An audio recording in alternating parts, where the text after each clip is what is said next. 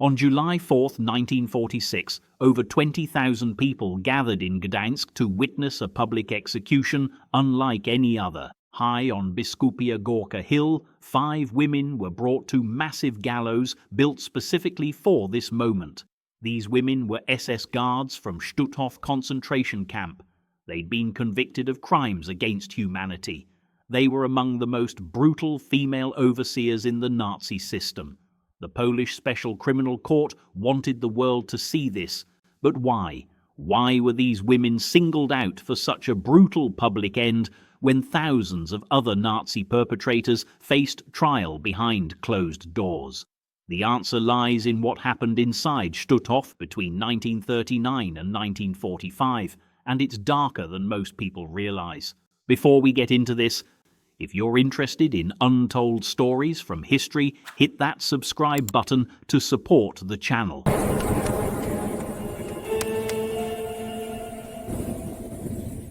Now here's what makes the Stutthof story different from other concentration camps. Stutthof was the first Nazi concentration camp built outside German borders, and it came into existence within days of the invasion of Poland in September 1939. 20 miles east of Gdańsk, this camp was originally designed to hold Polish political prisoners, intellectuals, and anyone the Nazis considered dangerous to their new occupation. But it didn't stay that way for long.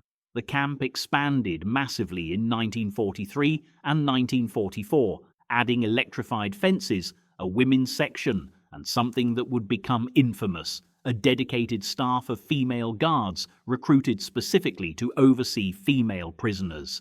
These weren't random appointments. The SS was looking for women who could maintain brutal discipline, and they found them. By summer 1944, as Soviet forces pushed westward, Stutthof's population exploded to over 60,000 prisoners, at least 21,000 of them Jewish women evacuated from Auschwitz-Birkenau. The camp that started as a regional detention facility had become a processing center for mass murder, and the women running the female sections, they weren't passive bystanders. Jenny-Wanda Barkmann was 22 years old when she volunteered to become an Aufseherin, an SS camp overseer, in 1944. She wasn't conscripted. She chose this. Born in Hamburg, Barkmann could have worked in a factory or served in auxiliary roles far from the camps. Instead, she took a position at Stutthof's SK3 women's subcamp, and within months, prisoners gave her a nickname, the Beautiful Spectre. That name wasn't a compliment, it was a warning. Barkmann regularly beat women prisoners to death and volunteered as a gunner at the camp. But what made her particularly feared was her role in selections. She would walk through prisoner barracks and point at women and children she deemed unfit for work. That one gesture sent them directly to the gas chambers. Survivors testified that she smiled during selections. Then there was Gerda Steinhoff, who held a supervisory role over other female guards and took an active part in organizing the selection process. Witnesses reported that Steinhoff didn't just follow orders, she found sadistic pleasure in the suffering she caused. When prisoners lined up for selection, Steinhoff was often the one making the final call on who lived and who died that day. Elisabeth Becker confessed during her trial to selecting at least 30 women to be gassed, though she later retracted that confession. But survivor testimony painted a consistent picture. Becker exhibited brutality in front of other inmates and was directly linked to multiple selections. She knew exactly what unfit for work meant. Nobody at Stutthof was confused about where those transport trucks were heading. Wanda Klaff's cruelty was described by survivors as relentless. After just 1 week under her supervision, prisoners would be covered in bruises from head to toe, either from her whip or from beatings. Some didn't survive those beatings. Those who did lived with the constant fear that Klaff would simply decide they weren't useful anymore. And then there was Ewa Paradies, who worked at the Bromberg Ost subcamp and became known for causing prisoner deaths through direct violence. Her methods were straightforward and brutal: beatings, starvation, and selections. The prisoners under her watch had life expectancies measured in weeks, not months. These 5 women weren't outliers. They were part of a larger system of female guards at Stutthof who exercised life and death power with disturbing ease. But when the war ended in May 1945, they tried to disappear. Liberation came to Stutthof on May 10, 1945, when Soviet forces finally reached the camp. What they found was beyond comprehension.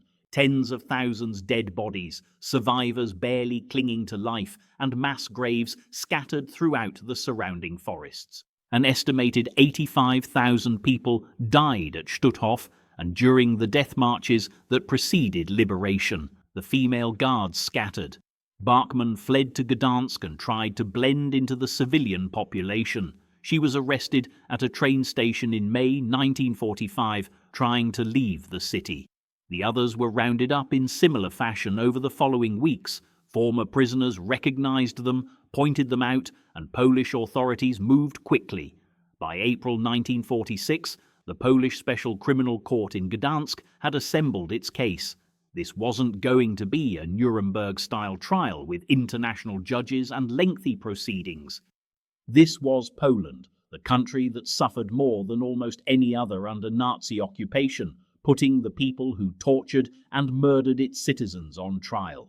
The first Stutthof trial began on April 25, 1946, with 13 defendants, including the 5 female guards.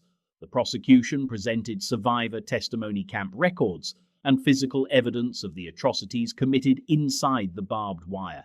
And here's what: observers were shocked by the defendants' behavior. Multiple sources note that the female guards, along with other defendants, appeared dismissive during the early days of the trial. Some historians believe they never truly accepted that the court was capable of sentencing them to death. But they were wrong. On May 31, 1946, the court delivered its verdicts. 11 were sentenced to death, including all 5 female guards. The rest received various prison terms ranging from 5 years to life. The legal basis for these executions was significant.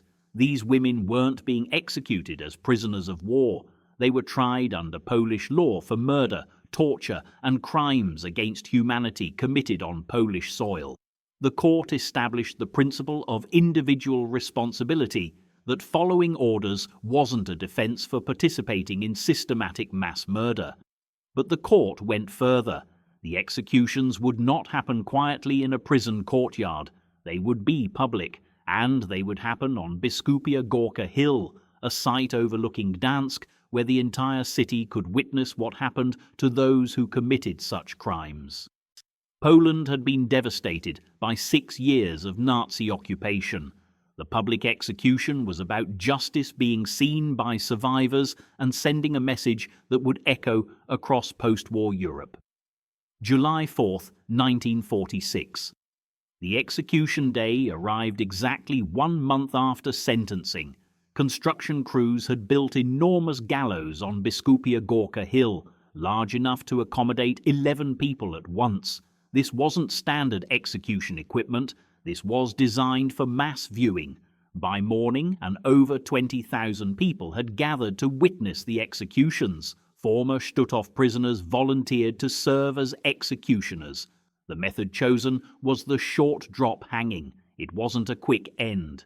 Witnesses later recalled that the executions were slow and deliberate, meant to serve as both punishment and a public warning.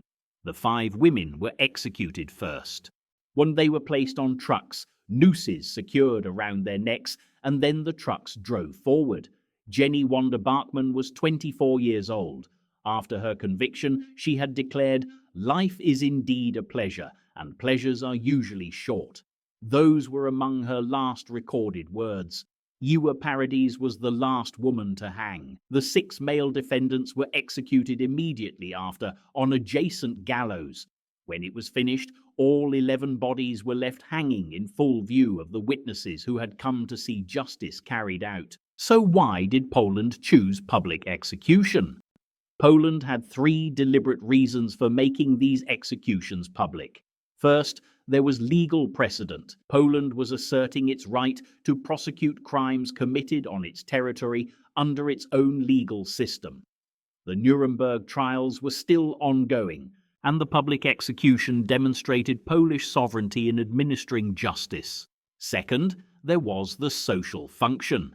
Gdańsk was being rebuilt as a Polish city for the first time in centuries. The execution marked this transformation, a symbolic closing of one chapter and opening of another. Third, and most importantly, the survivors. Those who survived Stutthof wanted to see justice with their own eyes. They wanted the women who had beaten them, starved them, and sent their friends and family to the gas chambers to face consequences. The public execution gave them that closure. The Stutthof trials continued through 1953, eventually convicting 72 former staff members and officials. But it's the first trial, and especially the execution of the 5 female guards, that remains seared into historical memory. These women could have chosen ordinary lives. Instead, they volunteered to become instruments of systematic murder with an enthusiasm that shocked even hardened prosecutors. The executions weren't perfect justice, but in a world where so many Nazi perpetrators escaped or received light sentences, these 5 women faced the full weight of their crimes. Today, the photographs of those 5 women on the gallows remain among the most controversial images from the post-war period. They remind us that evil doesn't always wear a uniform or shout ideology. Sometimes it just points at a child and says, "That one's unfit for work." And sometimes, not often enough, but sometimes it faces consequences. Looking back at this history, I have a question for you.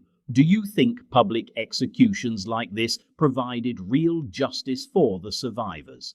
Tell me what you think in the comments. And if you found value in this video, then hit the subscribe button to support the channel.